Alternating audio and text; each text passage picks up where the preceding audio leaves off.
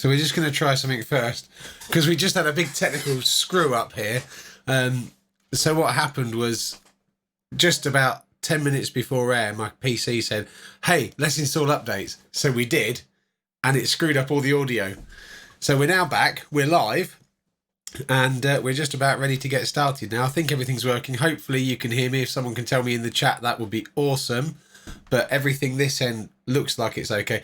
Does the audio sound clear? Because I can see that I'm right up against the clip, so it might be a little bit too loud. But just let me know if that's the case, and we'll make an adjustment.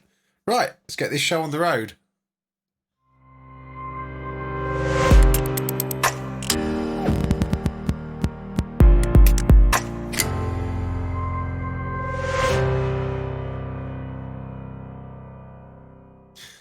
So we're going to switch to our new camera. So we've now got 2 cameras set up, which is quite good. But first of all, I'm going to show you behind the scenes because there's quite a lot of work that goes into producing a live stream, which is really something that I did not realise when I got into this. So what I've done is a quick studio tour, which I'm going to play for you right now. So I thought I'd give you a quick overview of our setup here. I'm going to start. This is our outside camera, if you like. So when we go out to do a report or something, this is what we're going to be taking. First thing I'm going to start with is that's our stream deck. Really clever piece of equipment. This gives us all of our different scenery. This gives us all of our different scenes, along with things like our microphone levels, whether the stream is active. It also gives us the ability to change the camera angles. So we've got the first camera, second camera, picture in picture one way around, picture in picture the other way around, and then we've got the button that will be selected now if you're watching this, which is the roll VT. So we can pre-record something, and that button there will put it up on into the live stream. Quite a neat piece of equipment. That very pleased we got our hands on it. I'm going to move up slightly. The two green lights there. So that's these 2 boxes at the back here. They're the capture cards for the 2 cameras. So they're Ripsaw Razor 1080p capture cards, USB 3 inputs to the PC. They've also got 4K pass-through, so that's quite neat. Just up there we've got the first of our 2 GoPro Hero 7s that we're currently using. We've got Hero 8 blacks ready to go, but GoPro have released the camera, but they haven't released it with an HDMI socket on, so we can't use it with the capture cards. So we're waiting for what's called the Media Mod to be released, which is apparently coming at some point. But that's going to be, they've told us, well, they've given us so many dates now, it's ridiculous. But it looks like it's going to be the end of January. So in the middle there, that Rode pop filter, that's connected to our Rode, it's a Rode NT1A studio mic on a Rode shock mount and tripod. So that's quite neat. We use that every broadcast. The piece of equipment behind that 19-inch rack, which I can't focus on. There we go. Focus, you. Right, that is a DBX286S. That's what does. Just move that microphone out of the way. That does all of our audio processing. So from the microphone, it runs into that DBX unit, and then if we run across from one side to the other, we've got the input gain. Here we've got the compressor, we've got a de-esser, we've got the enhancer, and then the expander, and then a noise gate right at the expander and noise gate, and then right at the end we've got the output gain. That then feeds the audio directly into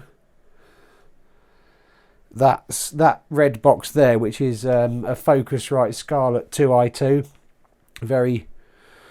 The hell? Focus. Come on, pay attention. There we go. That's by a company called Focusrite. It's a very what's the word? High fidelity sound card that we use, and that's what does the input into the software. The software we use is Touch AF cancelled. Software we use is Streamlabs OBS. It just seems to be the best one that we've come across so far. Got all our scenes and everything set up in there. And then just on the other side of the bench, we've got the other GoPro, which is up on this scissor boom arm up here. So that's only just gone in today. Actually, we've only just got the second capture card ready to go, and we've just put the boom arm in, ready for tonight's broadcast. So this is brand new. Hopefully you'll see it. We'll now have 2 different angles in the live stream. We just got a couple of lights on the wall at the side there. Very cheap and cheerful lights. We haven't done anything about upgrading those yet. So that's pretty much our studio tour. I'm just going to quickly run you around to the other side. We come in front of the camera this time. So up on the wall here we've got our D3400. This is what we use for direct. If we're doing a video that's edited, i.e. not live, we'll film it here on this side. This is our working area. That's not normally there. So we use that for the direct in face shot, which is a really quite a high quality camera. It gives a decent output anyway, clean feed. We have it on a, can you see the monitor above? This monitor here has a live feed from the camera, so we can monitor what's going on. This Nikon, it's a B700. That's normally on a boom arm, which sits above the bench looking straight down. So that's what gives you the shots of anything we're working on. We've got a Tascam 4-channel Pro audio recorder, which just sits up there on its little mount. That's a really, really neat thing. That brings me on to the live stream, the outside broadcast stuff, which is basically what I've got now. We've got a Tascam DRO5 recorder, a little lav mic that we wear, and then the camera itself is a Canon M100 mirrorless. It's a new one that we bought about 6 months ago, which we haven't really used, so we're just trying that out now. This is quite a neat bit of kit that you might see featured on some of the GoPro 8 footage at some point. It's a rotator, so for doing rotating landscape time lapses. We might give that a go actually at some point and get something into the live stream one evening. So we've got all the kit, and but what we really need now is for you guys to like and subscribe to the channel.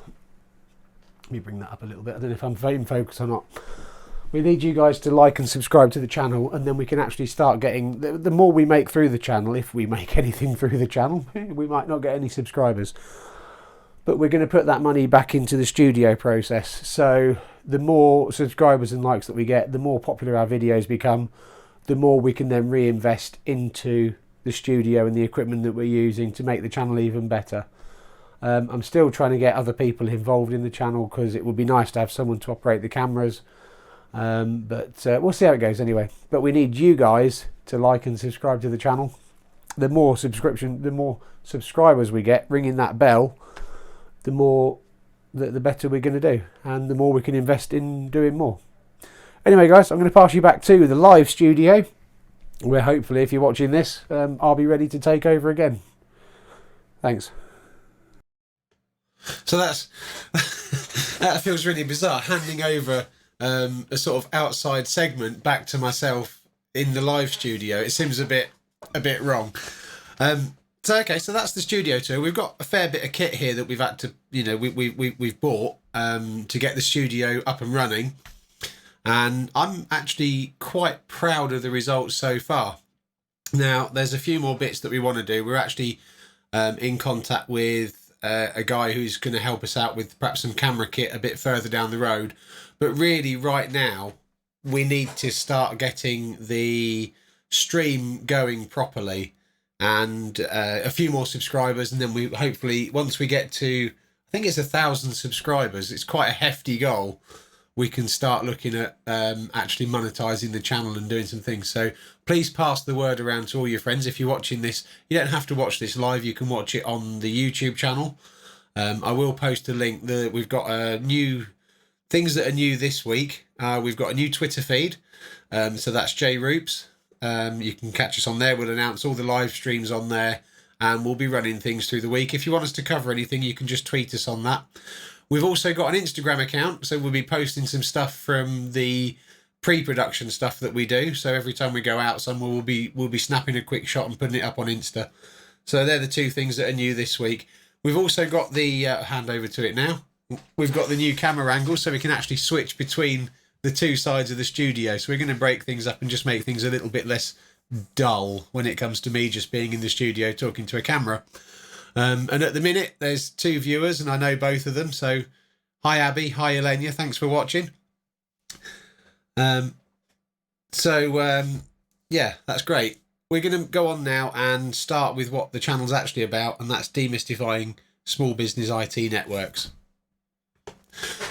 So, in your small business, like I said before, on the last live stream, there's hardly any money in small business. Well, certainly not to throw around an IT kit.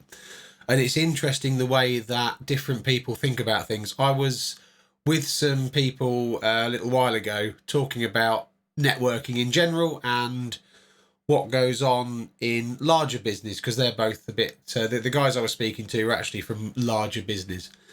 And the topic of conversation, I can't remember what it was, a lump of hardware that was going into the network, and the guy was like, yeah, you know, well, we looked at the Cisco stuff, and we looked at this other stuff, and then we went back to Cisco, and then they did this, and, you know, we put it in, and it was really neat. You know, and they're talking that the money that they're talking about here for one, I think it was a Cisco switch, would, in a small business, would be the cost of most of your network. So it's a really big investment. And it seems a bit weird that at the small business end, we are fighting for every penny and trying to get kit in that does the job, and we're having to come up with different ways to make things work. Excuse my squeaky chair. I've really got to replace that. That's going to be the next bit of kit on the studio tour, a new chair. Get rid of this squeaky one. So we have to put kit in, and sometimes that kit is doing a job that it isn't even designed to do. So, for example, I've got customers who refuse point blank to pay out for a server because, say, an entry-level server from Dell is going to cost them $2,000. You know, that's a fairly entry-level server. But they see the price of PCs coming down, and they don't quite understand the difference between a PC and a server. A server is just a big, to them, it's just a big PC that no one uses, and they don't want to invest in it. They just, it sits in a cupboard, it doesn't do anything.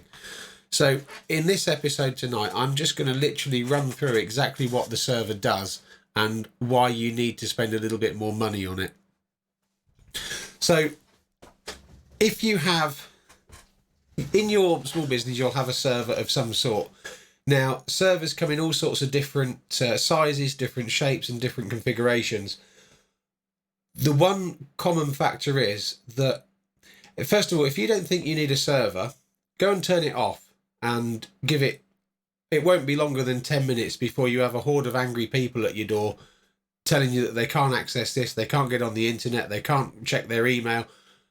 This is what people don't realise. Their server is doing all of this stuff for them. Now, if you've got good IT support, then you're never going to have or hopefully you will never have a problem with that server. And if you do, it will be minor. So you don't run into these problems. So as far as you're concerned, that server sits in a cupboard and doesn't really do anything. What a server is actually doing is, well, for a start, so let's go from the get-go. One of the most important functions of a server is it issues DHCP information to the rest of the network nodes on the network.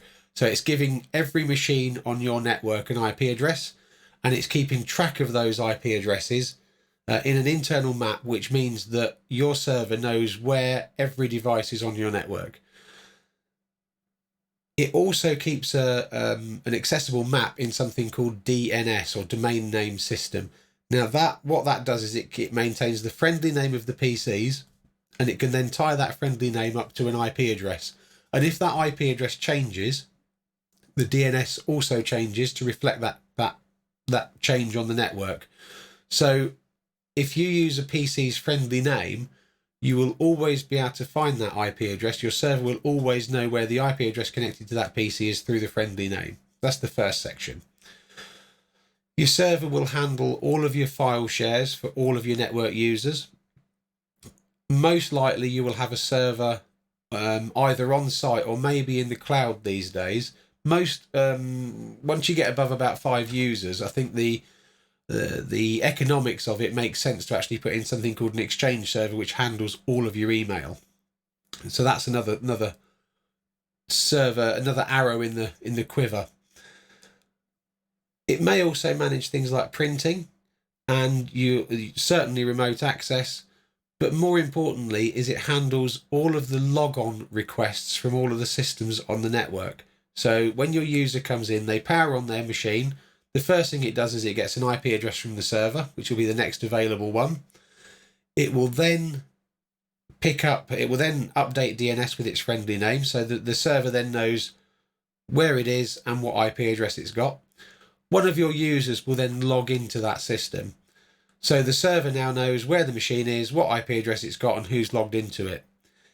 When they log in, the server will automatically forward on all of the rights associated with that user. So that will be all of the files and folders that they can access. Are they subject to something called group policy settings? What printers can they use, and what rights over those printers do they have? So all of these things, it'll also tie them up with a mailbox as well. Just bear with me 1 second.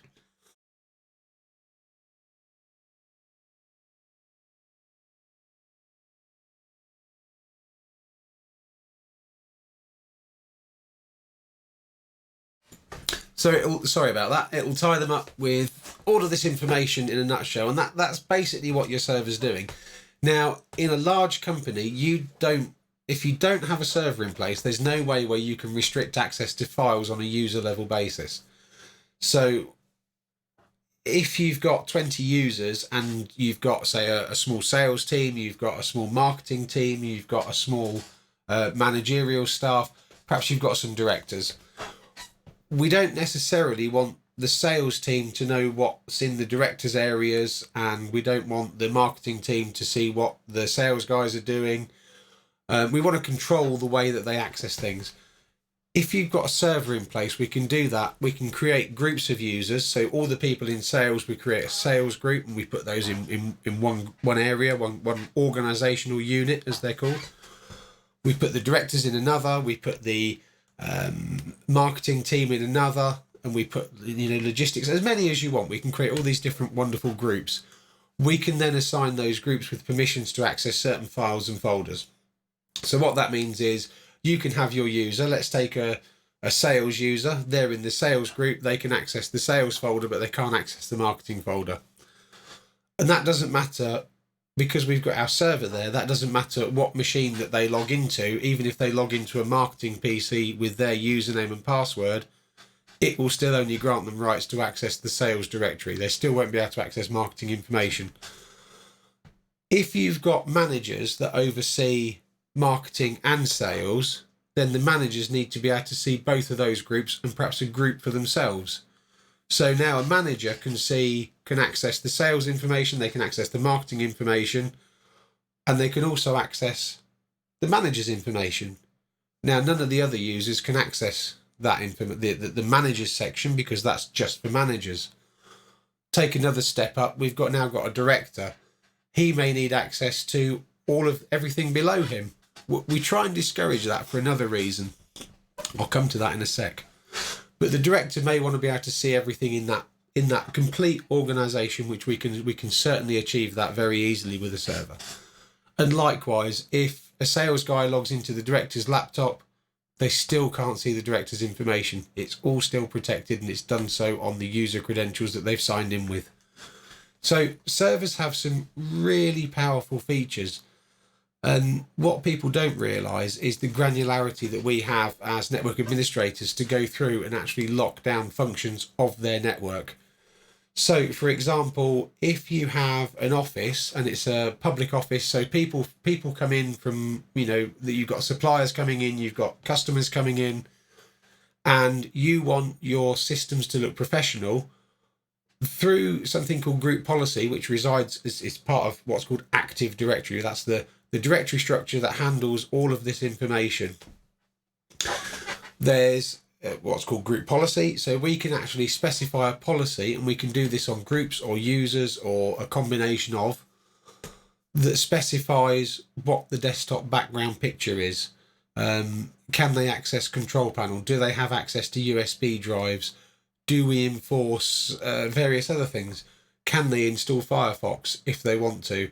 And that it can be very granular control. We can actually specify, say you have one of your designers come up with a beautiful corporate desktop picture that you want to have on every PC in your building, and people can no longer change. We can do that through group policy. We could lock down everything on a PC to the point where when they log in, so you've got a data entry guy, he's a college dropout, the kind, high risk, I think would be the term. And the only thing that guy needs access to is the internal database. That's all he's ever going to use. We can make a desktop through group policy. So when he logs in, he has a completely blank screen, no start bar, no clock, nothing. Just in the middle of his screen, he has one desktop icon and the corporate background, and that's all he can click on is that one icon. He can't access Facebook, he can't do anything else. We can do that all through group policy. So servers are a very powerful tool to crack a small nut, if you like. And they for the server operating system written by Microsoft, the latest one is Server 2016-2019. Now that comes with features designed for large business. I mean, they're not going to program a small business. They used to. They now don't program a separate small business product. The server operating system that you buy from Microsoft is designed, it's exactly the same one that's used in small business, in large business, in enterprise. Well, there is an enterprise version with a few more bells and whistles. So you get all of these features for your small business included in the software, and it's just a case of picking the low-hanging fruit and picking off what you want to use. All this stuff is possible with a server.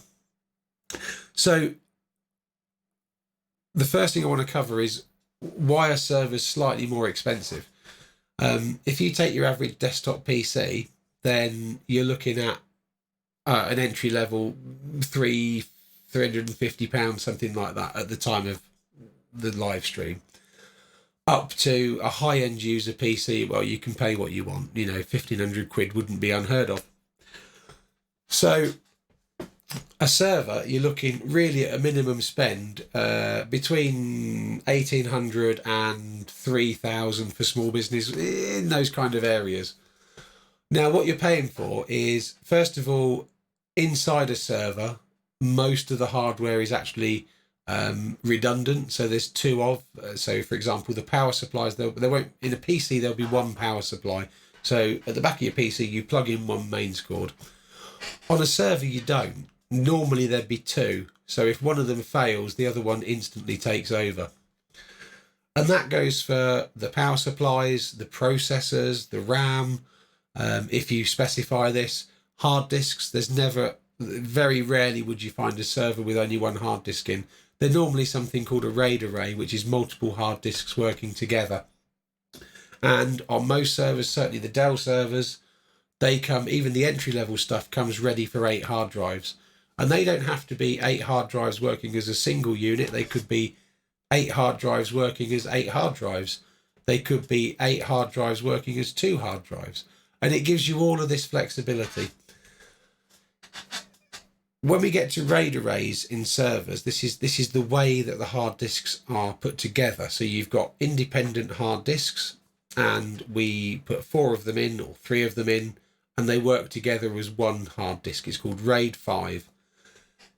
Now, what we can do with that, actually, no, let's take a step back. Let's go to RAID 1. So RAID 1 is 2 hard disks. So you've got hard disk 1, hard disk 2. They work as one unit, but everything you write to that hard disk unit, this combined array, gets written to one disk and the other disk. So if one disk fails, the other disk has all the information. We can come out, because the server will tell us that the hard disk has failed. We will come out, install another hard disk in there, and then the good hard drive will rebuild the one that was replaced. If you go to RAID 5, it's a very similar system, except there's now 3 hard disks. So if you put in 3 hard disks, what happens is a third of the information gets written to each hard disk, but there's parity information on the other 2. So if any one of those disks failed, they can be rebuilt from the other 2. So this is what you're paying for. You're paying for this redundancy, and that's all to do with your business continuity.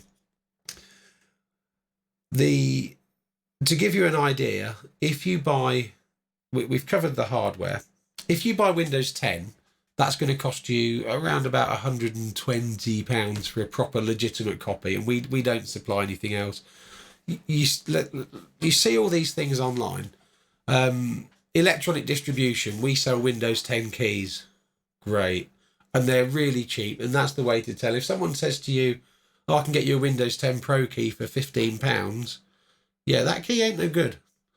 Don't buy that key. Don't be that person. A proper legitimate Windows 10 Pro key will cost you £120. What that's going to give you is legitimate software. You're never going to have a problem with that key. You will have some support from Microsoft. Should you run into problems with it, and they will help you out with licensing issues and such like. As long as you've got the sticker that comes with it to say it's a genuine copy of Windows, you're golden. When we get to the server level of operating system, that price jumps up because of all this additional functionality, and the server price jumps up to around about £600, somewhere in that range. That comes with everything that you need to manage. So Windows Server 2019, now I'm talking just the server system, not with Microsoft Exchange. That's a separate animal.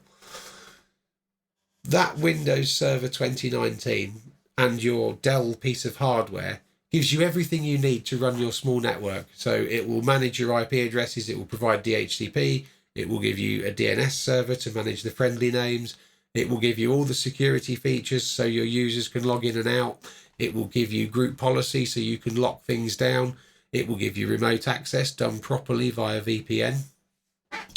The hardware will give you redundancy on pretty much everything.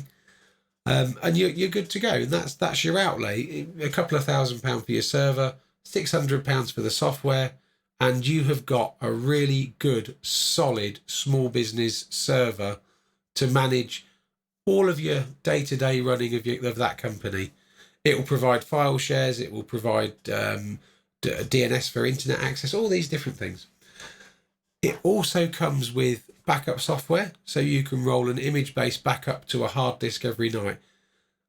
So you have 3 or 4 or 5 or 10 or 20 external hard drives, and each night you plug one into the server, leave it overnight. In the morning you swap it out for the next one. You take that hard disk off-site, and that's your disaster recovery plan. All your information is on there. It's a copy of it. We can restore from that super quick. If you take an average server, excuse me, I'm really suffering tonight with a cold. If you take an average server of, say, a data storage area of 2 terabytes or 1.8 terabytes or whatever the RAID array is giving you, we can recover that onto a new server hardware within a few hours. You can be back up and running exactly as you switched, exactly as that server went down. So whether the server broke or whether it was stolen or flooded or it caught fire, all these things we can cover with that one external hard drive. You would be literally amazed at how many people just don't think backup is important. I'm just about to fit, if you bear with me just one sec. I'm just about to fit these. This is a 6 terabyte external hard drive, and that has taken me months to get into a customer's site, because I'm just going to switch cameras. It's taken me, I just noticed, sorry, out the corner of my eye, I think the image stabilization is still on the other camera, and that means that it's very slow to react. So you probably saw that the box moving and my lips were out of sync. So 6 terabytes. It's taken me months to get that in place. because the guy running the site just did not see the value in backing up his data. And we had a bit of a scare there where there were some things went on. I won't go into the details, but shit got real. They lost some files, and I get a phone call. Roops, what's going on? We seem to have lost some files. Okay. I've told you about this. What do you want me to do about it? Well, we must have a backup. Actually, you don't. I've been saying to you for months, you need to buy some hard disks. Since that problem, all of a sudden, it's a huge travesty. Now we have to have external hard disks. You need to get them installed. You need to get this working. We need to have a backup. I've been telling you that for 9 months, mate. Anyway, it's done. It's all sorted. The backup's going in. In fact, they've got a hard disk on site already. That was there the next morning. The backup was completed that evening. They took the disk off site. We're all golden. If you're running a small business, you have to think about these things. Once you get to 5 users, okay, really you should be looking at putting in a small business network, or, some sort of server. If you want to have granular control over your users and what they're doing, what they can and can't access, you need a server. There's no way around it. There are some NAS boxes that do some, I want to say, excuse this, air quotes, clever things. They're not as granular, they're not quite as good, and they're almost as expensive. Once you get a NAS drive and you put in the hard disks, you're not far off the cost of a server.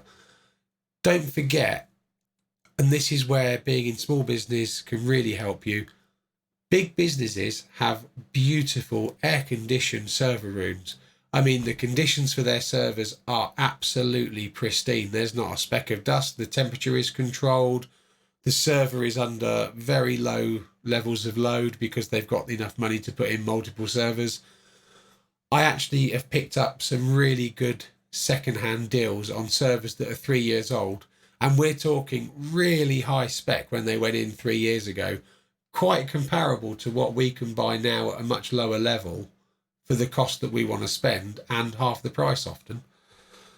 So I've had some really cracking deals on servers. I actually had one arrive with a note from the old admin, and the note said, we've never used this server, it's sat in its box for 3 years, but now we're replacing it. So we got a brand new server, and they paid a ridiculous amount of money for it, and we paid hardly anything because nobody wanted it.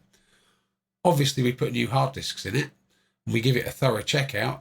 It was fine. It's been working for 3 years now on another site, and it's competed with the best of the ones that we could have afforded to buy as a small business.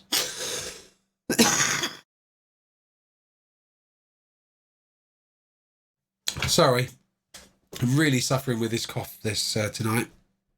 It seems to be this cold is moving through, and I'll spare you the dignity of watching me cough. So I think we just got to be realistic, and okay, I know that small businesses are trying to save money here and there. They're trying to penny pinch where they can, and there are bits and pieces we can do to do that. But really, if you're looking at IT support and you want somebody to come in and you want it to be a proper business network and provide proper business level security, then really, like I say, 5 users, we need to put a server in. We also need you guys, because another hard thing for us is we go into a company and we explain this stuff. This is partly what this video series is about. I'm trying to explain stuff so I don't have to keep telling people. And if somebody else finds it useful, great, awesome. Use me and abuse me. I'd rather you come and subscribe to the channel and get some information out of it. Great. So we go to a site, we explain everything that a server does, and we say to the top level director, how do you want this installed? Well, that's your job. Well, okay, but who needs access to what? Well, we just want everyone to have access to everything. We're an open company here. Really? You want your guy who's just dropped out of college, who's just started here a week ago, to have access to all of your financial information, the payroll, well, obviously not the payroll.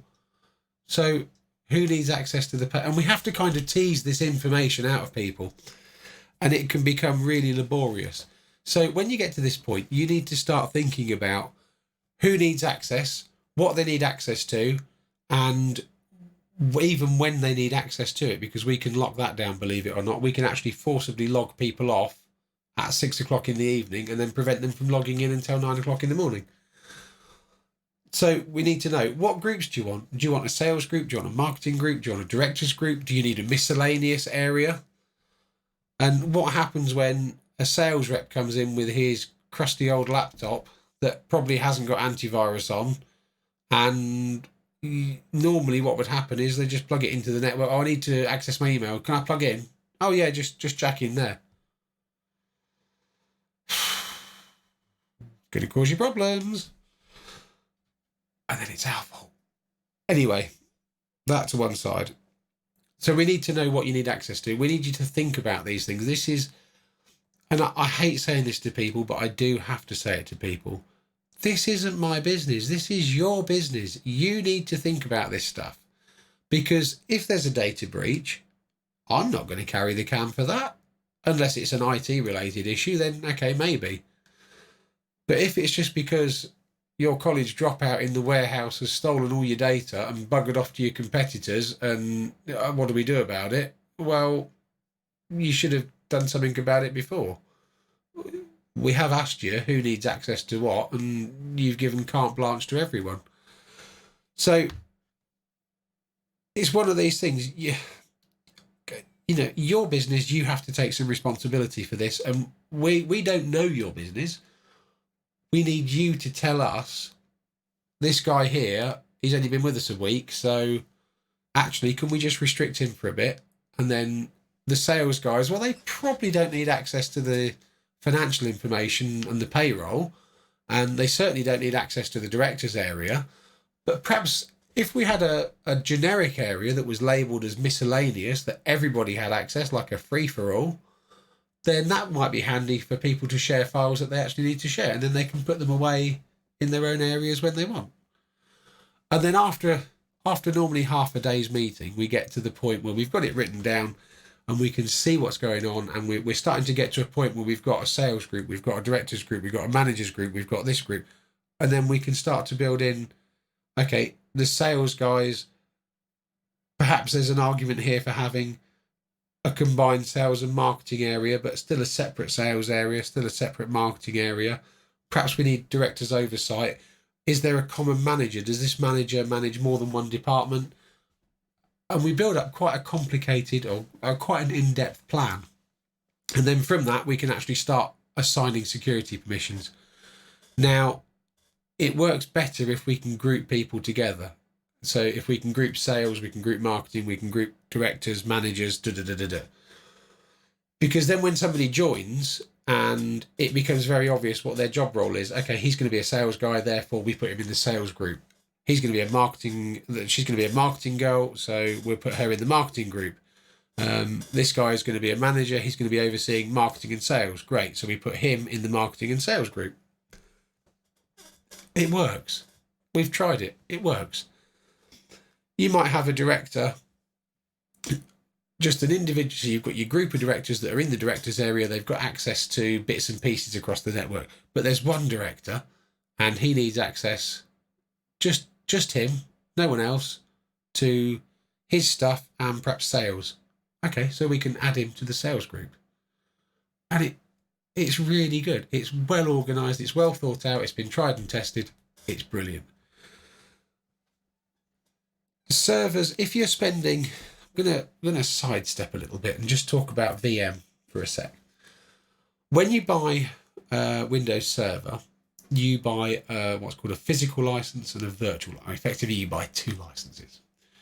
They come as one, but you can install it twice, and that's within the recommendations from Microsoft. So what we can do, we can have one physical piece of hardware, one physical server. There's a piece of software which is free for small businesses.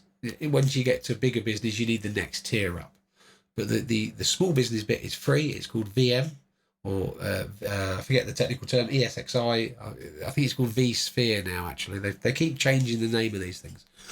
We can install this on the physical hardware, And then we can take your Windows CD that you've bought, your Windows Server CD and your Windows key, and we can install it into this VM environment. What that allows us to do is to take just under half of the resources of that physical server for that installation of Windows Server. We can then take the other half of those resources on the same physical hardware and install a second copy of Microsoft Windows Server. So we've now got 2 servers. Now that provides you with a level of redundancy, if you like. You can have them both as Active Directory controllers. You can split the load between them. Or you can have one as your Active Directory server and you can have one as a member server, and then that can run your SQL database, and they're completely separate, or they're joined by Active Directory. We can install Microsoft Exchange on the second one to handle all your email. So that physical hardware, although it's got a large price tag, it can do a heck of a lot. I've got one customer and they have a Dell, a reasonably high spec for small business Dell server. It's got 128 gig of RAM in it. It's got 4 or 5 hard drives in there. It's got twin hex core processors. So it's a beefy unit. That runs 2 versions of Microsoft Windows Server 2019. One's the Active Directory controller. One is an Exchange, and that the Exchange handles all of their VPN access and things like that. The Active Directory one handles all their VPN access. They've got Exchange server, and the Exchange server handles all of their internal SQL database. So they've got a system that runs all their warehouse, it runs all their office, all the orders coming in and out, and that runs on this server. On top of that, they needed some people to have remote access. So we've got 5 Windows 10 licenses installed, running inside the VM. So it's all contained on this one server. They've got two versions of Windows Server. They've got 5 versions of Windows 10. So that gives them an extra 5 PCs, effectively virtual PCs, that people can come into the VPN and then they can remote desktop onto one of these 5 virtual PCs. And that works really well. And they've done that. It's cost them around about $3,500 in total, and that includes the installation of all this stuff.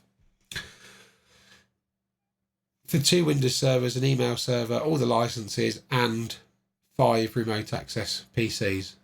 That's a bargain. So as long as you make the most of the server hardware, I think you're good to go. Anyway, guys, your head's probably swimming, so we're going to leave it there. Next week, we're going to go back a step to routing and firewalls, and we'll have a couple of examples of a firewall and a router, and we'll show you the difference between them all.